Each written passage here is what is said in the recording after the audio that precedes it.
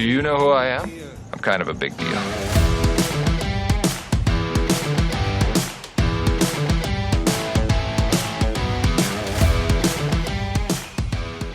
Hello there. Welcome inside. It is another edition, the Bmore Baseball Podcast, Episode 4. I'm Jerry Coleman. He is the Orioles Hall of Famer, the 14-year MLB veteran. It's Mike Bordick. Brand new content every day, folks, on our X page, Instagram page, Facebook page, and yes, YouTube page, all at one simple address. It's right there on your screen if you're watching. If you're not, listen. It's Bmore Sports Pod, Bmore Sports Pod, and you can always watch us with our partners at BaltimoreSun.com. Today, as I mentioned, episode 4, season 4, Bordy. We speak with Orioles reliever Anthony Nunez. Looking forward to catching up with him. Dr. Michael Jacobs will stop by, and we'll talk about the mounting injuries for the Birds. And then we'll go Baltimore and beyond and talk about these salaries for guys that haven't even reached their major league service time just yet, getting paid $50 million up front. What a world it is. Let's bring in our featured guests. They are all sponsored by Science and Kirk. Injured in an accident? You've got to call Science and Kirk. If you have a phone, you have a lawyer, and who doesn't have a phone? Call 1-800-LAWYERS or visit youhavealawyer.com. We welcome in Orioles reliever Anthony Nunez. Appreciate you taking the time here, Anthony. Let's get started with the changeup, man. That has been filthy watching you deal that. Is that the go-to pitch, the pitch where you feel like, you know, if you need to rear back and throw something at a guy to end the inning or get him out of the box, that's what you go to? Yeah, well, thank you for having me. I'd say it's up there. You know, it just depends on the hitter. I definitely feel really comfortable with the pitch, but it's definitely up there. Dude, you got a nasty changeup, a nasty slider. I don't know, what do you call it, a slider or a sweeper? Really good fastball as well. But that's not your story, man. Your story is where you came from, if you ask me. And I apologize for Jerry not starting with this. But you got to let the viewers know about your background, man. You were an infielder, signed out of high school. Go ahead. Take us back to your childhood in Florida. And what happened back then? Yeah, I got drafted in 2019 by the San Diego Padres as a shortstop. I played there for 2 years. COVID happened, so it technically was less than 2 years. Got to extended late in 2021, got released before the season ended in 2021, and then was able to enroll at the University of Tampa for January. Just had to sit out 30 games, and then I was an amateur again. Played third base my 2022, 2023, and then I played third base and pitched 2024 when we won a national championship. And then I signed as a pitcher with the Mets. And from there, they just added a couple pitches to me and traded me over the next year. Unbelievable. Wait, that's a short story. What about before then, though? I mean, were you always a shortstop, or you dabbled in pitching? I mean, come on, you got to. Yeah. I mean, were you always a pitcher? I caught mainly. I played a little bit of infield as well growing up until I was a sophomore-ish, junior in high school. Made the transition to infield. My junior year, I started at second base, moved over to shortstop. And my senior year of high school, I was the full-time shortstop. Dang. All right, I do want to go back to the changeup for just a second. Sorry, boy, it's been so filthy. I mean, is part of that deception for you not letting the batter see what's coming out of the glove before that and having them, you know, on the edge of their toes? Yeah, of course. It's something that we work on a lot, is not giving anything up and not letting anybody on base or coaches or tipping any pitches at all. That's a big thing we work on. How much do you trust that pitch, though? I mean, is there a pitch that you trust as much as the changeup? Would it be the slider, maybe? Yeah, I'd say I trust them both equally, especially as a put-away pitch where you just have to be strike to ball. You don't have to be as perfect with it. I definitely trust them. Did you develop these pitches, though, at the University of Tampa? I mean, is that where you started understanding that you have actually a pretty good changeup and a pretty good sweeper? Or did you learn that in the Mets organization? So I threw a different changeup. In college, I was able to throw just a regular circle change. I learned that by just hanging around with my pitcher friends in BP in the outfield while they were shagging, and I would just mess around throwing a changeup. And shout out to Paul Sullivan. He taught me how to pronate well and how to pronate while not showing this, overly showing the pronation, so the hitters can't see it. This is before I even started throwing bullpens. And so I kind of just had the feel when I started throwing bullpens. And then I started last spring training, I started kicking the changeup. So it's more depthy rather than running. And it was great. Anthony, how much do you find yourself shaking off the catcher? Is there a particular circumstance where you do that? And do you go over the signs and the signals each series with both the catchers and the pitching coach? There's a meeting, I guess, that takes place. Yeah, I mean, we have the pitch comm, so it's a voice that's telling us what to throw. So it's kind of hard to mess that one up. But I really don't shake off my catchers too much. You know, they work a lot and they do a lot of they study the hitters. They have their advanced meetings and they're really prepared for each hitter. So I pretty much trust them with everything unless I'm really convicted about something. How are you dealing with the voices in your head? No, it's great. I love the pitch comm. Right. I love the fact that we finally have an athlete that can pitch, right? I mean, being an infielder, but I got to know this from a training standpoint, and now you've done it professionally on both ends. When you went with the Padres as a teenage infielder, you had to learn how to take care of your body, had to become more athletic, I'm assuming, probably had a different type of arm care, and then all of a sudden thrown back into professional baseball as a pitcher. What are the differences between not only how you take care of yourself physically, but the mental side of the game, how it's changed from an offensive player to a pitcher? Yeah, I mean, as a reliever, you have different kinds of recovery. So I felt like as a hitter, my body was aching, my hips, my back, just from standing all game and, you know, being out there and playing a full 9 innings, hitting full sprints, rotating as hard as I can every inning, pretty much. So it was just trying to take care of like everything. I was also young, so I really didn't know much and kind of just trying to pick guys' brains. And as I matured a little bit and I've had more people to talk to and switch positions, and now I'm a pitcher, it's been a lot of arm care. Still taking care of my body, obviously, but I do that mainly while I'm working out. I try to just stay fit, stay in shape, hitting the little muscles that need to be hit, and then just getting my arm care in, taking my light days light, and just being able to be available the next day. How much do you miss being able to hit? Were you a pretty good hitter back in the day? No. That's why you're I'm a pitcher. Yeah, not good enough. I miss BP. I had a good BP, but games, I don't miss that. 5 o'clock hitter, right? I was a 5 o'clock hitter for sure. I love it. Yeah, I was kind of a 5 o'clock hitter my own self. But when you were playing the middle infield and stuff, I was a shortstop back in the day, and I used to love kind of thinking along with a pitcher and a catcher, understanding what they were trying to do to get guys out. And I don't know if you had that availability in college back when you were playing shortstop to actually know what the pitchers were throwing, because I think they came up with the hearing devices now for pitchers. Back in the day, but they used to put fingers down, like 1 fastball, 2 curveball, so you could kind of anticipate in the middle of the infield. Did you find yourself doing that, or could care less about pitches that were thrown back then? I wasn't big on it. It was kind of just being ready, especially at third base. Like if it's coming at me, it's probably coming at me hot. Yeah. But in college, we had the watches that give you the signs.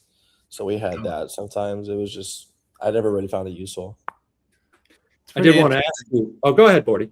The technology in the game has really gotten crazy. I mean, did you notice that right when you got into pro ball, just how incredible they've kind of just made things, in my opinion, overwhelming for the professional athlete. There are so many things to make yourself as good as you could possibly be.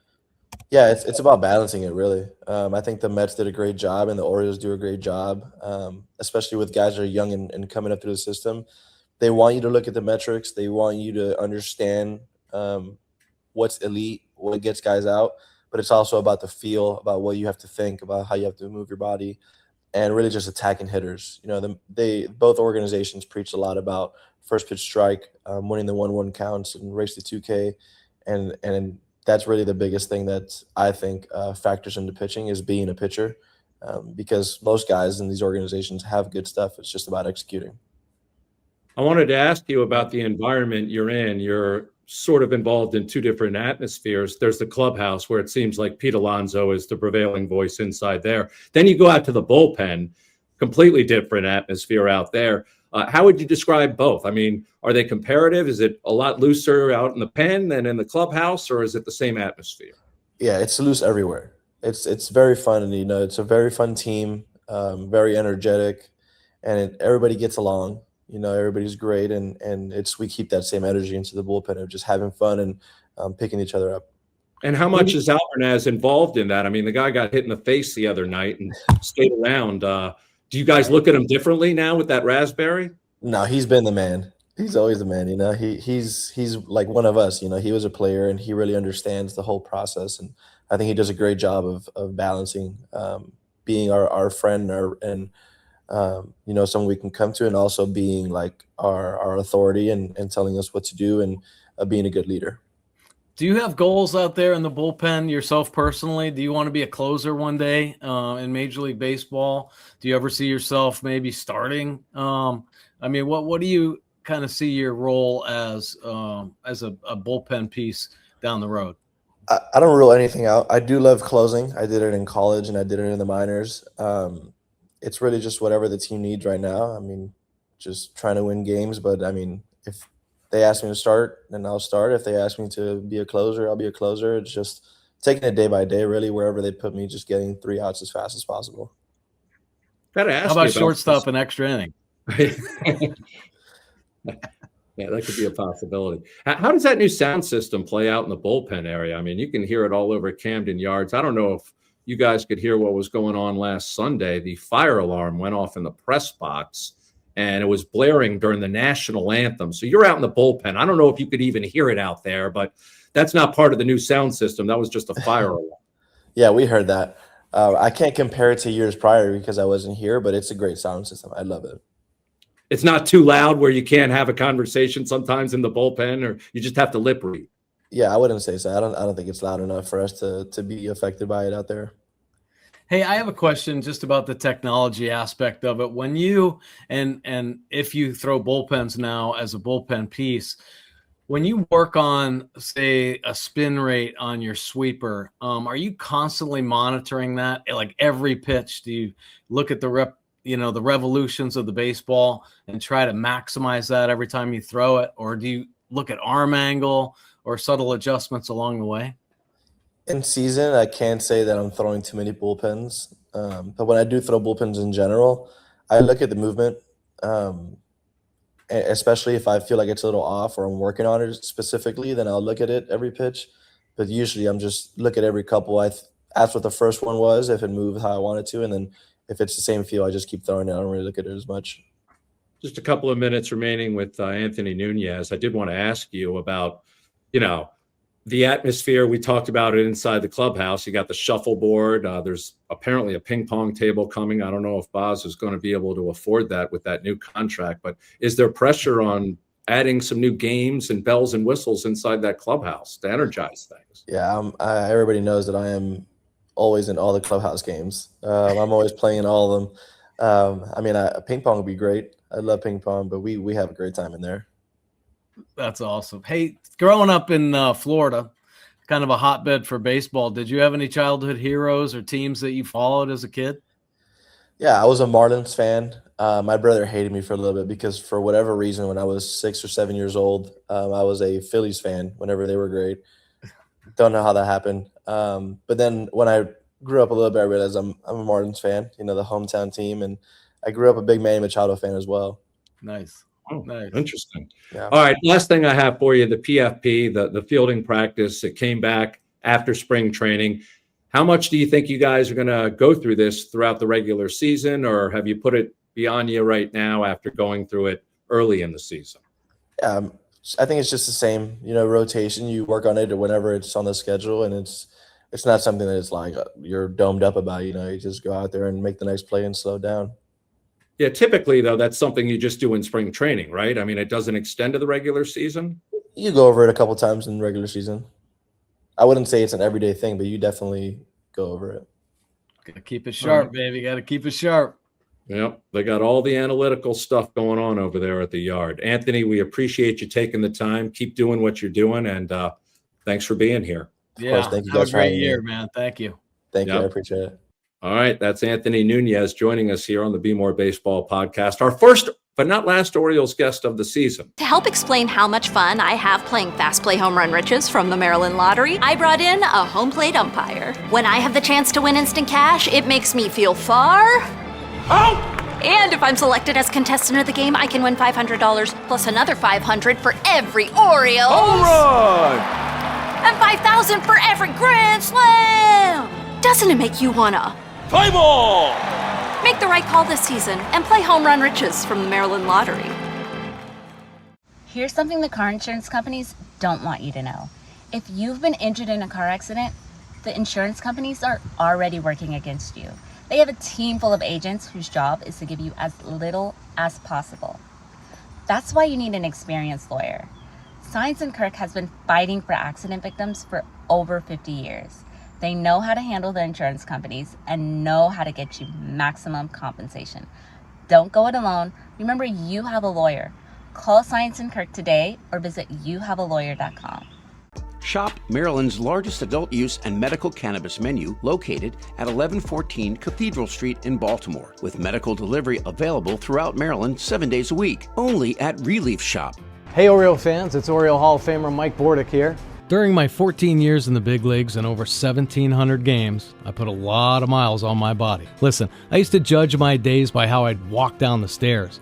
Now I don't even think about it. I'm almost 60 years old and my legs have never felt better. That's why I trust the Good Feet Arch Supports.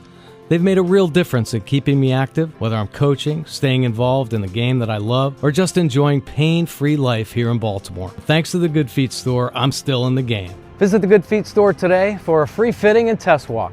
Take the first step toward a pain-free life.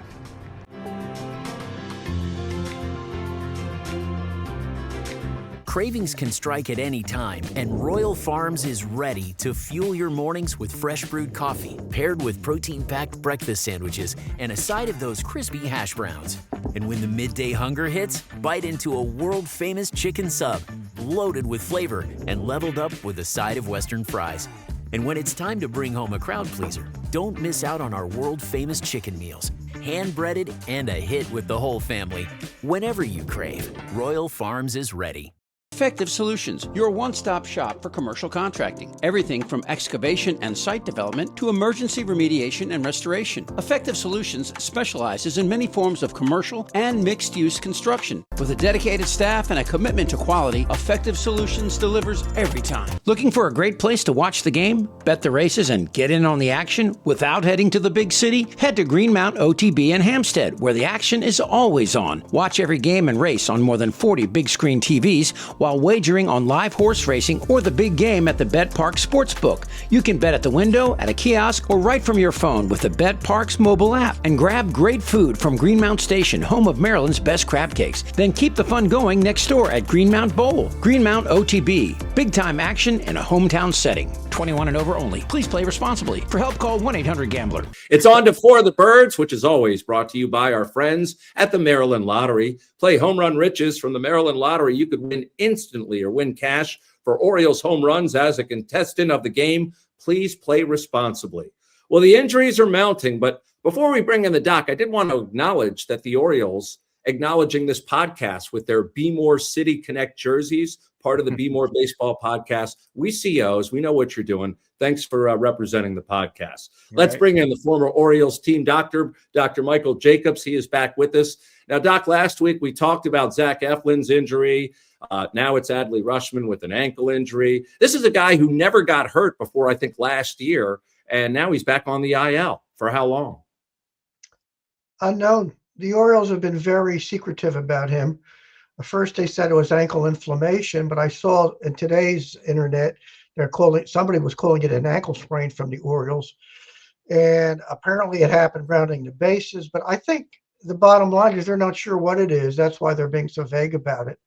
And as a result, I think it's hard to get a timeline for it. Obviously, when you're 230 pounds and you're squatting behind the plate every day, you need to have a painless ankle to be able to shift and react.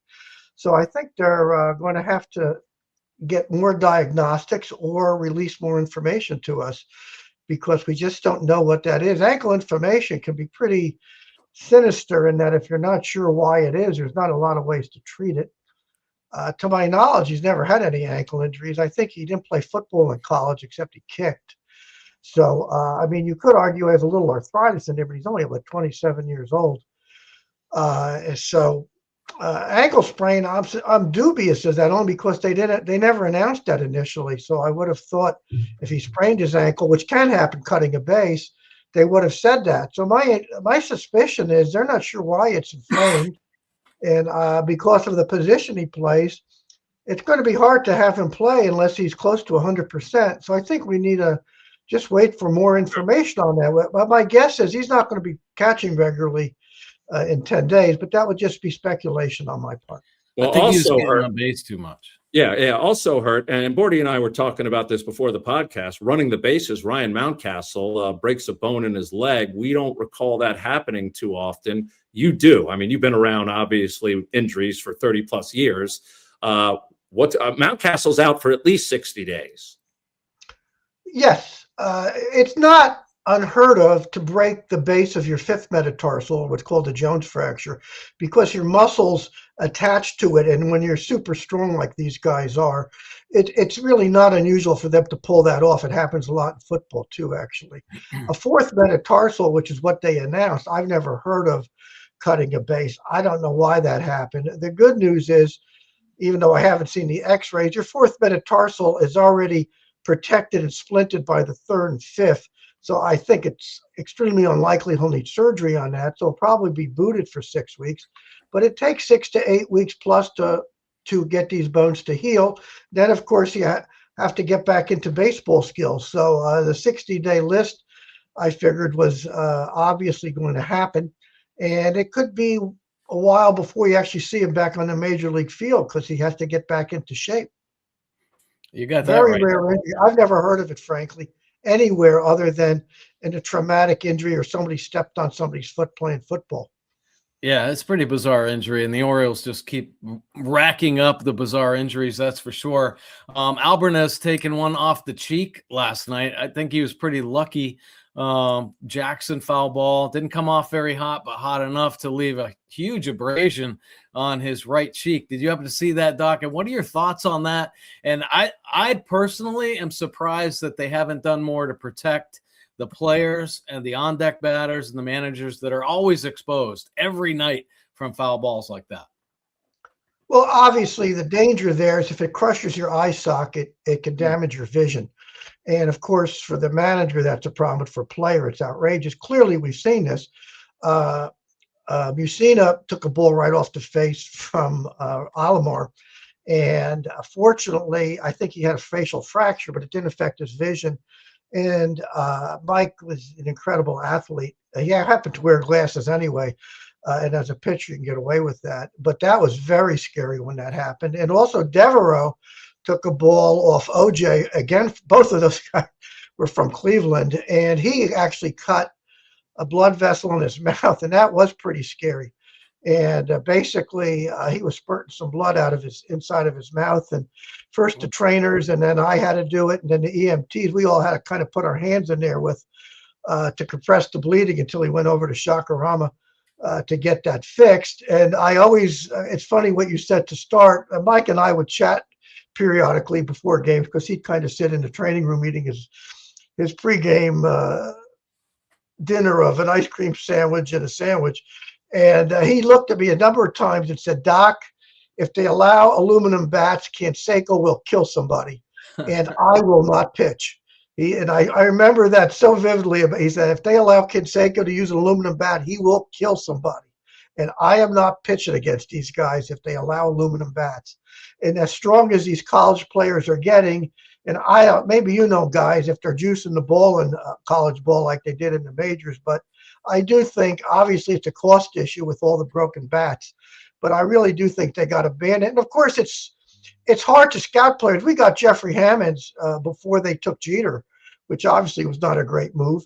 And he was kind of an aluminum bat wonder. He kind of hit with his hands more than anything else. And when he got to the majors, he couldn't, he had a pretty good career, but he wasn't as good as we thought because the aluminum bats really kind of jacked him up. And we passed on Jeter for him. So, that didn't work out very well for us. Well, Bordy, you had some concerns about obviously the safety of the players and the manager. Yeah, no doubt about it. I'm surprised the league, hasn't done more to protect the players. I always see these foul balls whizzing by the on-deck circle. They've done so much to protect the fans, and I don't think you don't hear any fans complaining about foul balls or anything anymore. I honestly think the players, and it might be just the players' union actually, that don't want the players to be covered and the coaches, but my gosh, I mean, just like the blink of an eye, somebody can end their career, or their life. I mean, Scott Coolbaugh, the hitting coach the Orioles have, his brother got hit in the head and lost his life as a first base coach. So, and that's why people wear helmets now. I'm just surprised they haven't done more to protect, the players. Or the coach. Well, that's an interesting comment. We also never mentioned Tony Conigliaro, whose vision was damaged when he got hit, and obviously his career took a downturn. Look, it's a very strange process.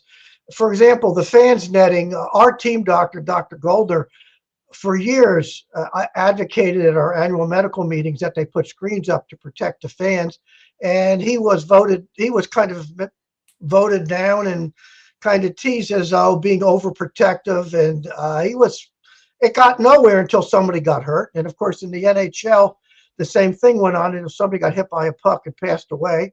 And people are very stubborn. As you know, Mike, growing up in Maine, when I grew up, the players thought you were sissies in the NHL if you wore a helmet. And of course, you're running around a hockey rink with people slapping balls around, pucks around. It's very strange. My suspicion is it will happen when somebody gets hurt, but my suspicion is it blocks your view, it impedes your view. It's obviously very rare for somebody to get smoked in the dugout, but it happens. And I suspect it's the players like to see the field better. And as you know, I was stunned in spring training when I'd sit in the dugout periodically. What a lousy view of the game is from the dugout.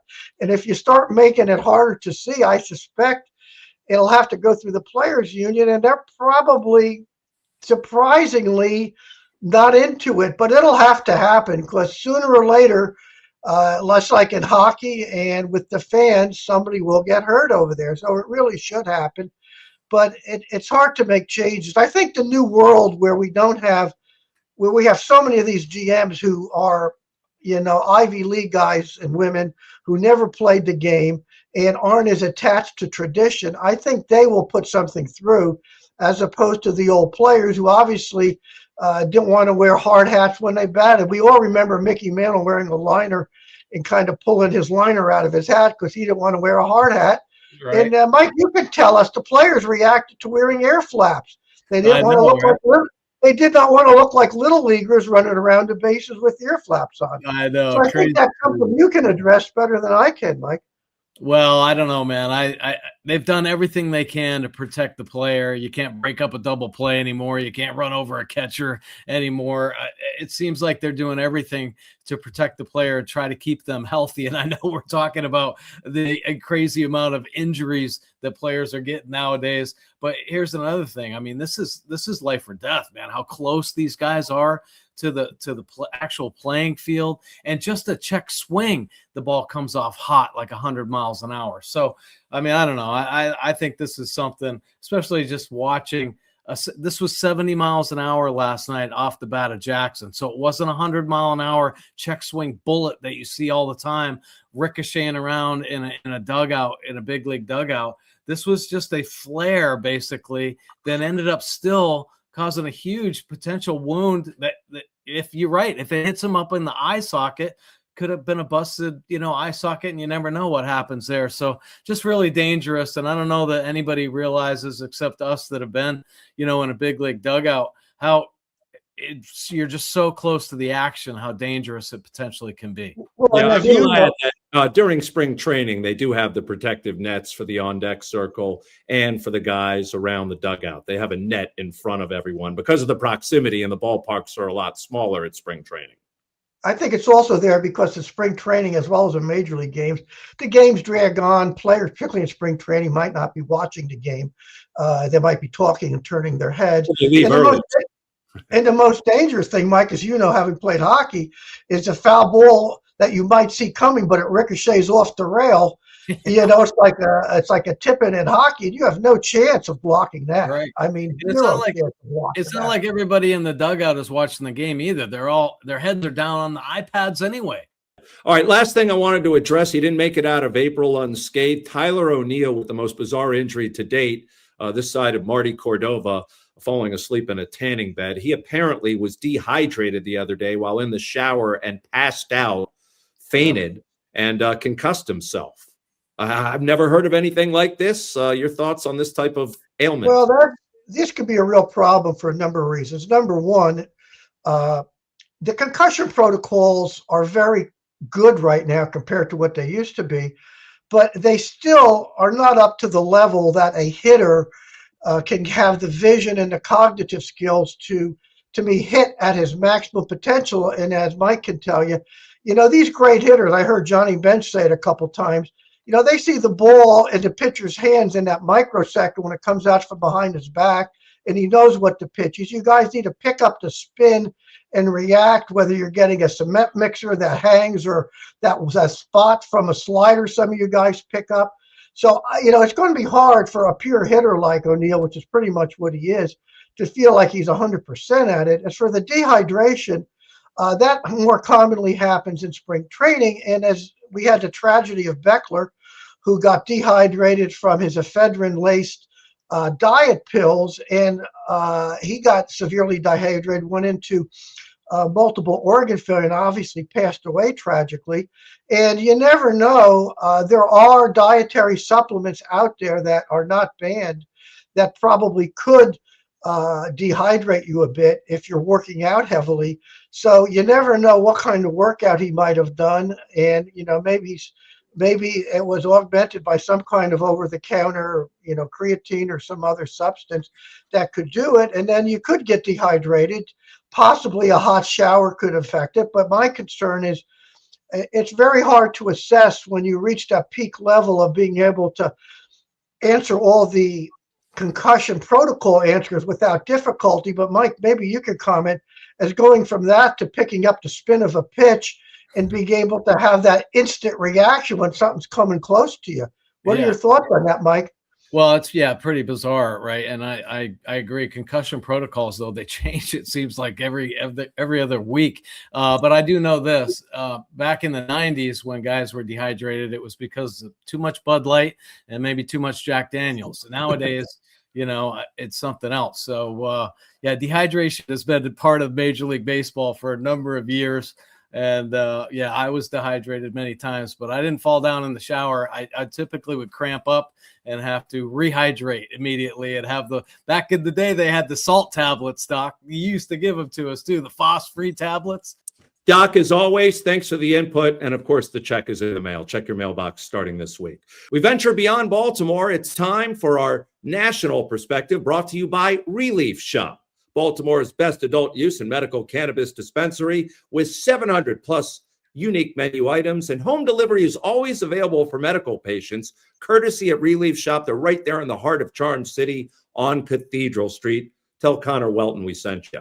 All right, Bordy, the rash of contracts given to these unproven players, and by unproven players, I mean guys that haven't really accrued any major league service time. This season already, Pittsburgh's Connor Griffin, this rookie sensation, 9 years, $140 million. Before that, it was Milwaukee's Cooper Pratt, 8 years, $50 million. Seattle's Colt Emerson, 8 years, $95 million. That brings the total to 11 players, including the Orioles' Samuel Basallo, who have been dealt, or given, I should say, at least 8-year contracts worth $50 million with service time less than a year. So it's sort of crazy in my world to pay these guys before they're proven, but you could look at it as a preemptive strike where you don't have to pay them a boatload of money down the line. You get ahead of yourself. Absolutely. That's definitely the owner's thinking right there. They feel like they're going to be able to save money. I think they're trusting the scouts. They're trusting everybody in the baseball industry that can say whether or not this guy is going to pan out and be a major league player or not. So, they evaluate and try to get all the right decision making and see if they can ultimately save money. It's a risky proposition, that's for sure, because some of these guys, they don't work out. There was a young player up in Boston a couple years ago, Campbell. They got a long-term extension, and he's back in the minor leagues trying to fight his way back up into the big leagues, and that kind of stuff can happen. I think there are a lot of different ways to look at this, though. On the first hand, wouldn't everybody just love, $50 million, I think everyone would. I think everyone would sign up to take care of our families and to say, you get to play baseball now and enjoy yourself. All right. Well, easier said than done, because where's the incentive? What is the motivation, the intrinsic value to what you are doing? And I think a lot of guys lose that when they get the big contracts, and they might not even be aware of it. They say, no, I'm going to work harder. Well, there's an inner drive, man, that most athletes have that isn't linked to money. It's just about trying to make themselves better with maybe the hope of one day getting that, that wheelbarrow full of money on the other end of the rainbow. But if you get it too soon, you lose that little kind of drive, man. You definitely do. And you've seen it, I think, through the course of time in sports, especially. Very rarely do you see the elite athlete continue to strive and put his best foot forward to make himself as good as he can be through the life of that contract. You're right. It's like dangling the carrot out there as an incentive, and the motivation goes away. I mean, there was a guy the Orioles drafted out of Cuba years ago and gave him a lot of upfront money, Yusniel Diaz, never made it, collected millions from the Orioles, but never made it. Maybe because he got paid so early and his family was set, he was like, okay, I can check out right now. But it has worked for certain teams. Ronald Acuna Jr., Salvador Perez got those type of deals. They have had outstanding careers, and their teams have saved a lot of money. Also, going back to the Rays, Evan Longoria once signed a team-friendly contract, was paid up front. So it has worked out. Usually, though, in most cases, I don't say it does work out. Right. Yeah. It'd be interesting to get the actual numbers. It's probably 50-50 where it does work out. I think everybody's crazy, though, not to accept, a multi-year deal as a young player. I'm sure there are a lot of players that wish they had taken, what was offered, back in the day, because sometimes you don't get it again. I know locally, LJ Hose got offered a multi-year deal with Houston.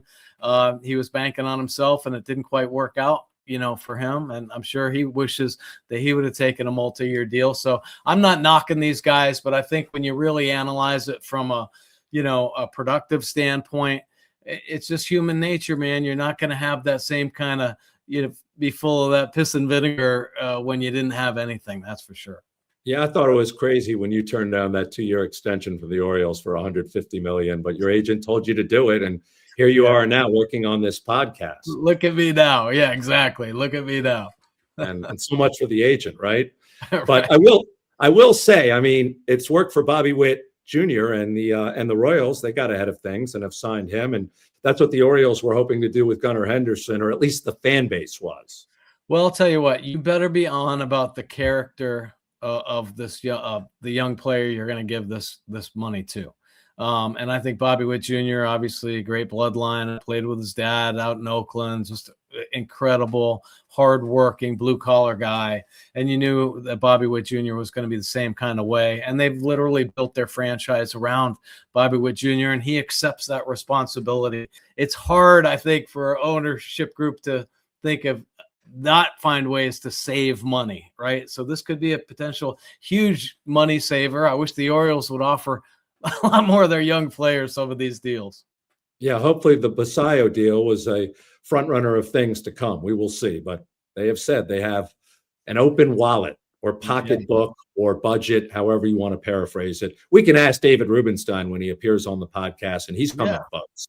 But that wraps it up for this episode. We want to thank our loyal, dedicated sponsors. Without you, we are not here. Please go out and support them. To help explain how much fun I have playing Fast Play Home Run Riches from the Maryland Lottery, I brought in a home plate umpire. When I have the chance to win instant cash, it makes me feel far out! And if I'm selected as contestant of the game, I can win $500 plus another $500 for every Orioles. Home run!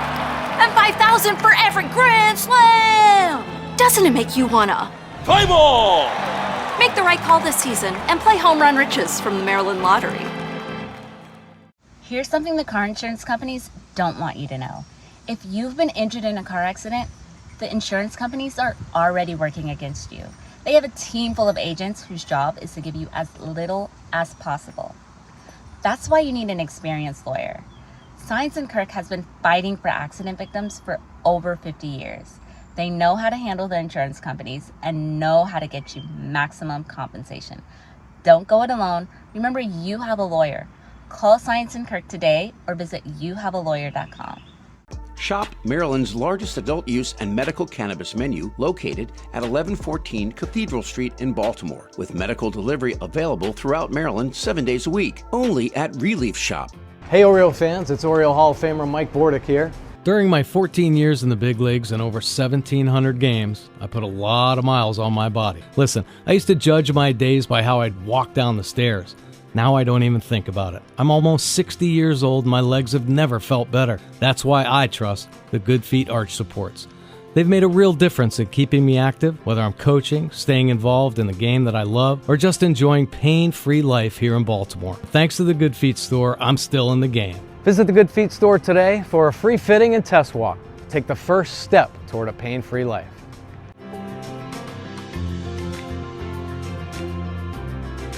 Cravings can strike at any time, and Royal Farms is ready to fuel your mornings with fresh brewed coffee, paired with protein-packed breakfast sandwiches and a side of those crispy hash browns. And when the midday hunger hits, bite into a world-famous chicken sub, loaded with flavor and leveled up with a side of Western fries. And when it's time to bring home a crowd pleaser, don't miss out on our world-famous chicken meals, hand-breaded and a hit with the whole family. Whenever you crave, Royal Farms is ready. Effective Solutions, your one-stop shop for commercial contracting. Everything from excavation and site development to emergency remediation and restoration. Effective Solutions specializes in many forms of commercial and mixed-use construction. With a dedicated staff and a commitment to quality, Effective Solutions delivers every time. Looking for a great place to watch the game, bet the races, and get in on the action without heading to the big city? Head to Greenmount OTB in Hampstead, where the action is always on. Watch every game and race on more than 40 big-screen TVs, while wagering on live horse racing or the big game at the Bet Park Sportsbook. You can bet at the window, at a kiosk, or right from your phone with the Bet Parks mobile app. And grab great food from Greenmount Station, home of Maryland's best crab cakes. Then keep the fun going next door at Greenmount Bowl. Greenmount OTB. Big-time action in a hometown setting. 21 and over only. Please play responsibly. For help, call 1-800-GAMBLER. And until next time, be real, be kind, and make sure to be back for episode 5. Every Wednesday, it's a new edition of the Bmore Baseball Podcast. Do you know who I am? I'm kind of a big deal.